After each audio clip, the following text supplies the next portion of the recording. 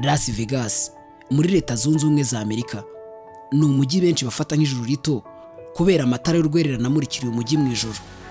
Gusa tutagiye imahanga honyine, abantu bazi Kigali ababashije guhagarara ku musozi wa Rebero cyangwa se bakajya ku musozi wa Jari, ubundi bakitegereza mu masaha y'ijoro umujyi wa Kigali uburabagirana mbega usa neza bibereye ijisho. Kuko turetse iyi mijyi yaka gutya, buri wese ahangaha azi imimaro irenze 10 y'amashanyarazi. Aho ubu ngubu umuriro w'amashanyarazi kuba wabura iminota 10 gusa ubu hombeje abantu batari bake, ndetse bikanabangamira ibikorwa byinshi cyane bitandukanye, yaba abakoresha isikariye zigenda mu nyubako ndende zizizwi nka tapirura cyangwa se ama esanseri, yaba abakoresha utu tumodoka tugenda mu kirere cyangwa se ibindi bikorwa byose bitandukanye bisaba umuriro w'amashanyarazi. Ibi byose niba bigishobotse iyo nta muriro w'amashanyarazi. Muri make, iterambere ry'isi ya none 90% rishingiye ku muriro w'amashanyarazi. Uyu munsi wa none tugiye kurebera hamwe inkomoko y'umuriro w'amashanyarazi iyi si ya none ishingiyeho. Ese waje ute? Ese wazanywe nande? Ngiye tugiye kubana. Nitwa Didier Panda. Kaze neza.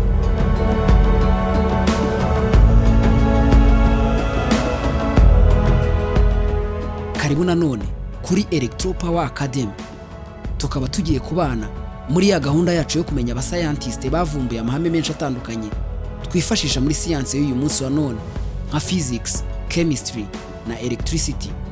Uyu munsi tugiye kureba amateka y'umudage witwa George Simon Ohm, uzwi cyane kuri Ohm's Law. Hari ku itariki 16 umwaka ni 1789. Ukwezi ni Werurwe. Imyaka 235 irashize ubu tuvugana.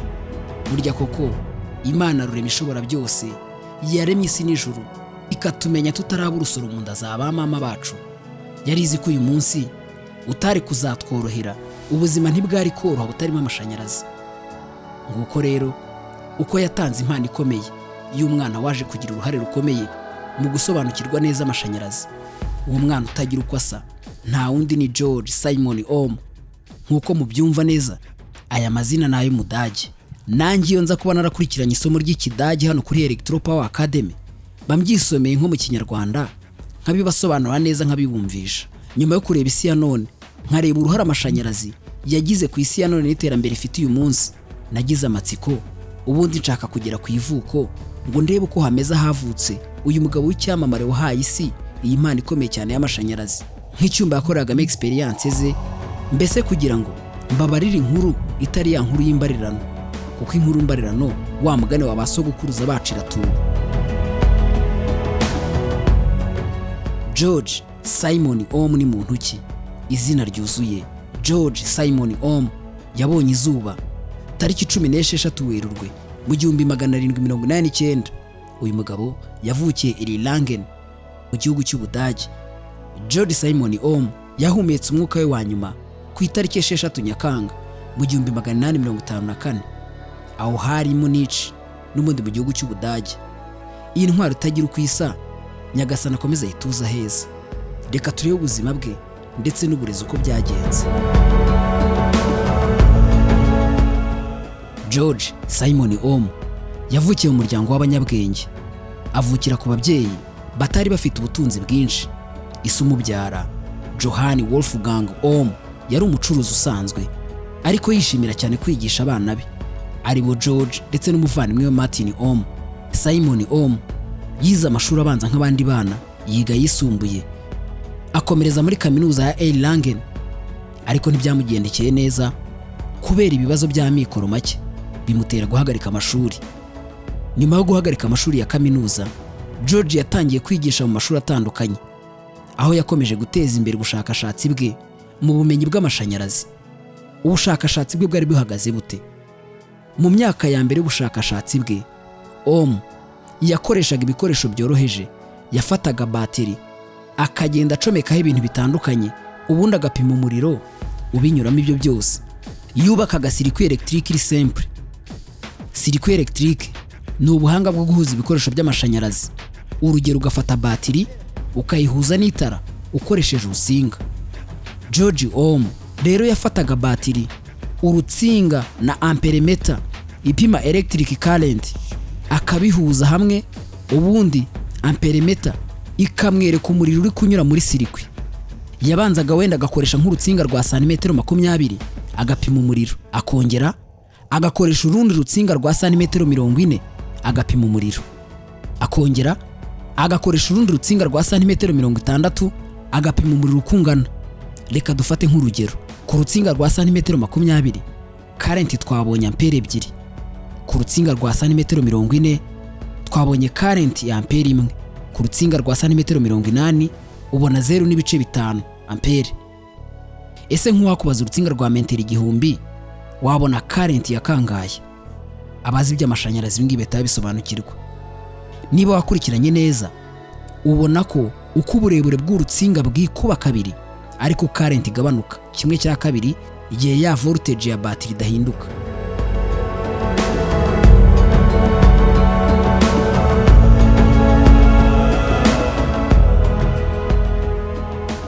Mu mwaka wa 1827 yanditse igitabo gikomeye cyitwa Die Galvanische Kette Mathematische Bierbild. Aha muraza kumbabarira kuko ntago nakurikiranye neza isomo ry'ikidage rinyura kuri no YouTube channel yacu. Iki gitabo yanditse akaba ari urukurikirane rwa galvanic rukemurwa mu mibare.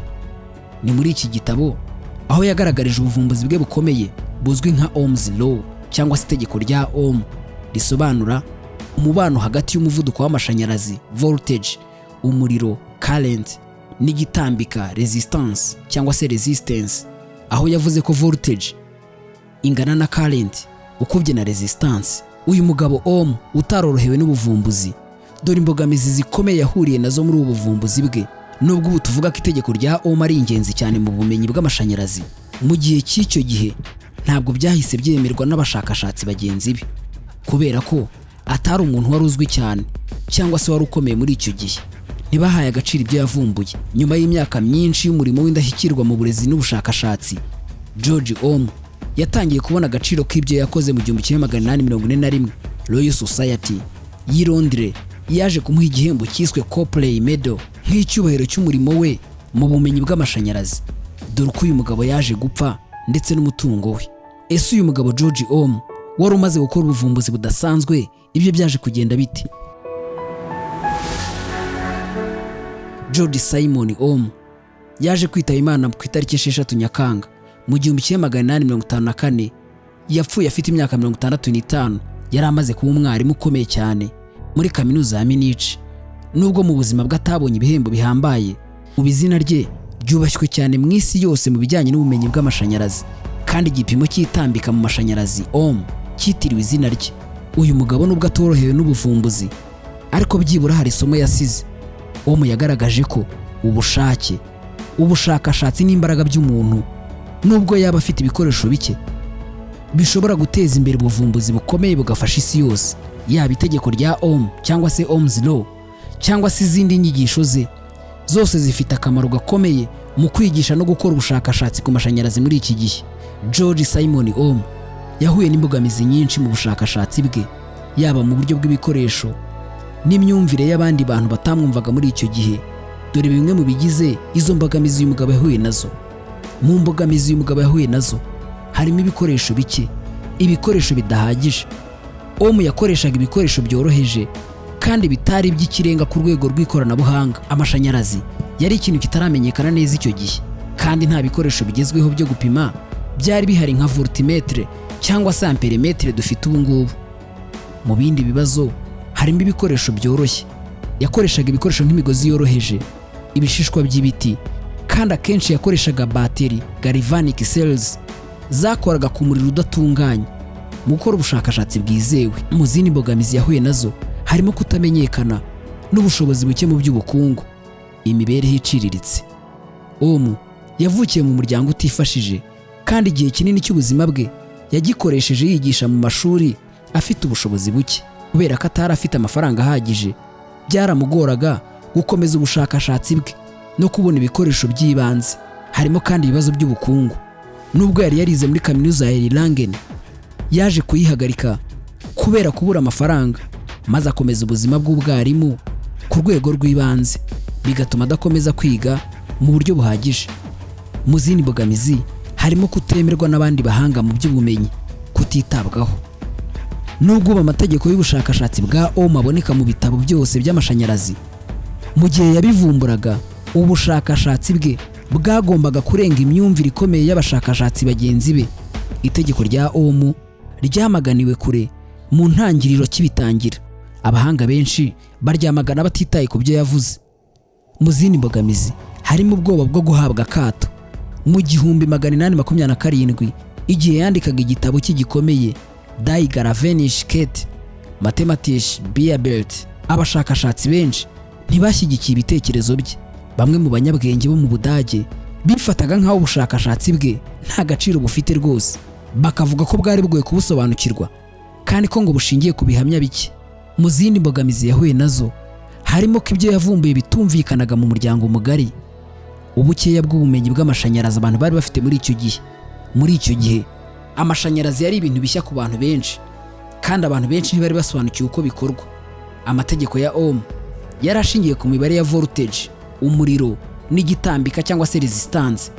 Ibintu byari bikiri ibanga rikomeye muri icyo gihe kubera ko abantu benshi bari batarabasha kumva neza ibijyanye n'amashanyarazi. Byagoraga cyane kumvikanisha ibyo yavumbuye. Mu zindi mbogamizi yahuye nazo harimo ko abantu batinze kwemera ubuvumbuzi bwe, kudahabwa agaciro. Ubushakashatsi bwa Ohm bwamenyekanye cyane ari uko amaze kugera mu myaka myinshi y'izabukuru, kandi nubwo mu mwaka w'1841 yahawe igihembo cya Copley Medal na Royal Society y'i Londres, nta bihembo byinshi byari byaramugezeho mu gihe cy'ubuzima bwe. Kutamenyekana mu mashuri yisumbuye, ibi nabyo byabaye inzitizi ikomeye cyane kuri uno mugabo Ohm. Yakoze igihe kinini mu mashuri yisumbuye aho yigishaga isomo rya mathematics, kandi nubwo yakoze ubushakashatsi, mu bindi byabangamiye uwo ngabo cyane bikamugora harimo no kuba yari afite inshingano z'umwarimu, inshingano nyinshi. Muri icyo gihe Ohm yari ahangayikishijwe cyane no kuba yarakeneraga kubaho akabona imibereho binyuze mu kwigisha, ndetse inshingano ze nka mwarimu zatumaga atabona umwanya uhagije wo gukora ubushakashatsi bwe. Yigishaga isomo rya mathematics mu mashuri yisumbuye, kandi ibi byamubuzaga amahirwe yo guhabwa icyubahiro nk'umushakashatsi w'amashanyarazi. Mbese mu ncamake, George Simon Ohm yahuye n'imbogamizi zitandukanye zirimo kuba afite ibikoresho bike, kutitabwaho n'abandi bahanga, ikibazo cy'ubukungu n'ibibazo byo kwakirwa kw'ibyo yavumbuye. Nubwo ibyo byose byamugoye, yakomeje gukora ubushakashatsi bwe maze buza kumenyekana nyuma y'igihe kinini, bihindura cyane inzira y'ubumenyi bw'amashanyarazi. George Simon Ohm yamenyekanye cyane ku isi kubera ubuvumbuzi bwe mu bijyanye n'amashanyarazi, by'umwihariko itegeko rye rizwi nka Ohm's Law cyangwa se itegeko rya Ohm. Dore uko yageze ku bintu bitandukanye mu bushakashatsi bwe mu buryo burambuye. Nk'uko nabivuze haruguru, George Simon Ohm yavukiye mu muryango w'abanyabwenge, ariko yari afite imibereho iciriritse. Papa we Johann Wolfgang Ohm nabivuze yari umucuruzi w'umuriro, bigatuma Ohm atangira kumenya iby'amashanyarazi akiri muto. Yakoze ubushakashatsi bwa mbere mu gihe cy'inyigisho ze, ndetse afite inzozi zo kuziga mu bumenyi bwa fizike. George Ohm yize muri kaminuza ya Erlangen, ariko yahuye n'imbogamizi nyinshi nk'uko nabivuze mu gihe cy'amasomo ye. Kuva mu mwaka w'1806 kugeza mu mwaka w'1809 yageze ku bumenyi bwisumbuye muri fizike, ariko kubera ibibazo by'ubukungu yaje guhagarika amasomo ye. Nyuma yo guhagarika amashuri, Ohm yatangiye kwiga ku muriro no mu buryo bw'amashanyarazi. Yasanze umuriro w'amashanyarazi utambuka mu byumba bitandukanye, bityo ahitamo gukora ubushakashatsi ku bumenyi bw'amashanyarazi. Mu myaka ya mbere yakoreshaga ibikoresho byoroheje nka bateri za galvanic, amashanyarazi akomoka kuri chimique, kugira ngo abone ibisubizo. Ohm kandi yakoze ibizamini byinshi bitandukanye akoresheje ibikoresho byoroheje yakoreshaga, amashanyarazi ya galvanic. Aha niho yifashishije battery cells mu guhindura ubushyuhe n'umuriro. Uburyo yakoresheje bwari bugamije kureba uko amashanyarazi atambuka mu byuma bitandukanye. Ibipimo by'imigozi, yakoresheje imigozi itandukanye conductors kugira ngo asuzume uburyo umuriro utambuka mu buryo butandukanye. Ibi byatumye abasha kubona uko ibipimo bya voltage, current na resistance bifitanye isano. Nguko uko umugabo yaje kuvumbura itegeko rya Ohm. Maze mu mwaka w'1827 Ohm yandika igitabo nko twabivuze, Die Galvanische Mathematische Bierbild. Iki gitabo cyari gikubiyemo ibitekerezo bye ku bijyanye n'iyandikwa ry'amashanyarazi. Mu gitabo yagaragaje itegeko rye ryo mu bijyanye n'amashanyarazi Ohm's law rivuga ko voltage ingana na resistance ukubye na current.